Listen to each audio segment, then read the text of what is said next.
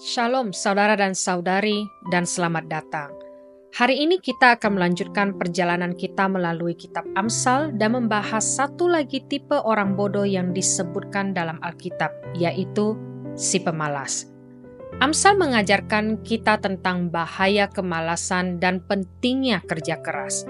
Mari kita mulai dengan membaca firman Tuhan. Amsal pasal 6 ayat 6 sampai ayat 11. Hai pemalas, pergilah kepada semut, perhatikanlah lakunya dan jadilah bijak. Biarpun tidak ada pemimpinnya, pengaturnya atau penguasanya, ia menyediakan rotinya di musim panas. Tidur sebentar lagi, mengantuk sebentar lagi, melipat tangan sebentar lagi untuk tinggal berbaring. Maka datanglah kemiskinan kepadamu seperti seorang penyerbu dan kekurangan seperti orang yang bersenjata. Si pemalas. Ayat ini memberikan gambaran jelas tentang perbedaan antara kebijaksanaan dan kemalasan. Sekarang, mari kita pelajari lebih dalam. Kitab Amsal menggambarkan si pemalas sebagai seseorang yang terus-menerus menghindari pekerjaan dan tanggung jawab. Berbeda dengan si pemalas, orang yang bijak adalah orang yang memiliki motivasi dari dalam dirinya sendiri. Mereka tidak membutuhkan tekanan atau pengingat terus-menerus untuk menyelesaikan tugas. Hal ini terlihat dalam Amsal pasal 6 ayat 7, biarpun tidak ada pemimpinnya, pengaturnya, atau penguasanya.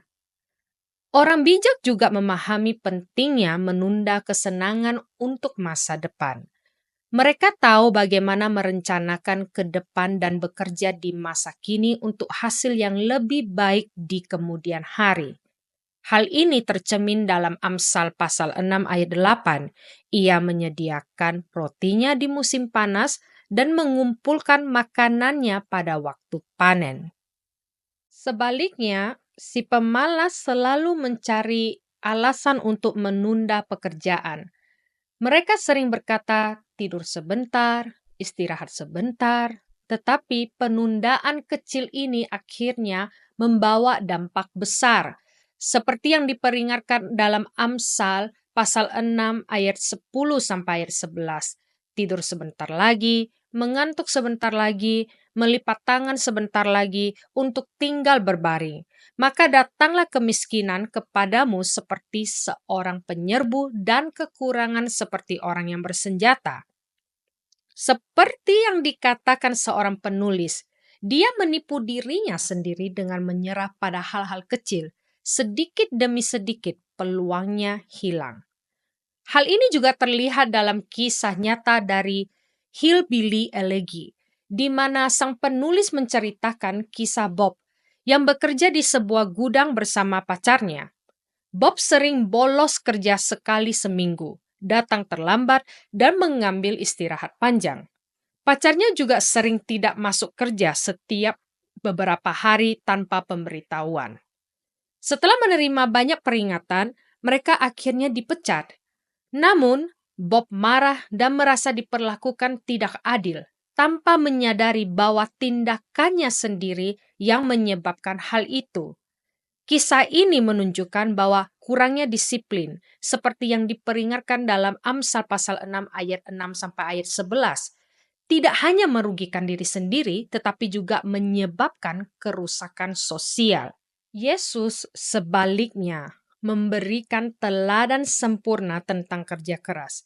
Dalam Yohanes pasal 5 ayat 17, Yesus berkata, Bapakku bekerja sampai sekarang, maka aku pun bekerja juga. Coba renungkan, apakah ada bagian dalam hidupmu yang tertinggal karena kamu belum memberikan usaha yang cukup? Langkah apa yang bisa kamu ambil hari ini untuk mulai bekerja dengan hikmat dan tekun? Mari kita tutup dengan doa. Tuhan, terima kasih atas pengingat tentang pentingnya kerja keras melalui firman-Mu. Kami menyadari bahwa bekerja berlebihan untuk mencari pengakuan itu tidak baik, tetapi kemalasan juga merugikan. Tolong bimbing kami untuk menemukan keseimbangan dalam pekerjaan dan tanggung jawab kami. Tunjukkan kepada kami area hidup yang perlu kami kerjakan, dan berikan kami kekuatan untuk bekerja dengan bijak. Amin.